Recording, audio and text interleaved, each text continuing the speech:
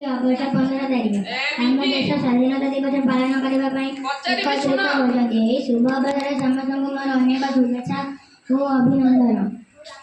ସ୍ୱାଧୀନତା ଦିବସ ପ୍ରତ୍ୟେକ ଗଣତାନ୍ତ୍ରିକ ଦେଶ ପାଇଁ ଜାତୀୟ ପର୍ବ ଓ ଏହି ଦିନ ଦେଶର ପ୍ରତ୍ୟେକ ନାଗରିକ ଜାତୀୟ ପତାକା ତଳେ ଛିଡ଼ା ହୋଇ ନିଜର ଜାତୀୟ ସଙ୍ଗୀତ ଗାନ କରିଥାନ୍ତି ଓ ସ୍ୱାଧୀନତା ସଂଗ୍ରାମୀମାନଙ୍କୁ ମନେ ପକାଇଥାନ୍ତି। ପୂର୍ବ କାଳରେ ଇଷ୍ଟ ଇଣ୍ଡିଆ ନାମକ କମ୍ପାନୀ ବେପାରୀ ବାଣିଜ୍ୟ କରିବାକୁ ଆସିଥିଲା, କିନ୍ତୁ ସେତେବେଳେ ଦେଶ ରାଜା ମହାରାଜାମାନଙ୍କ ମଧ୍ୟରେ ଏକତା ଭାବ ନଥିଲା, ଥିଲା ଭାତୃତ୍ୱ ଭାବ। ଧୀରେ ଧୀରେ ସେମାନଙ୍କ ଏହି ଦୁର୍ବଳତାର ସୁଯୋଗ ନେଇ ବ୍ରିଟିଶମାନେ ପୁରା ଭାରତକୁ ଶାସନ କରିବାକୁ ଲାଗିଲେ ଆଉ ଆରମ୍ଭ କରିଦେଲେ ଭାରତବାସୀଙ୍କ ଉପରେ ଅନ୍ୟାୟ ଓ ଅତ୍ୟାଚାର। ଲୁଟିବାକୁ ଲାଗିଲେ ସୁନାର ଭାରତକୁ।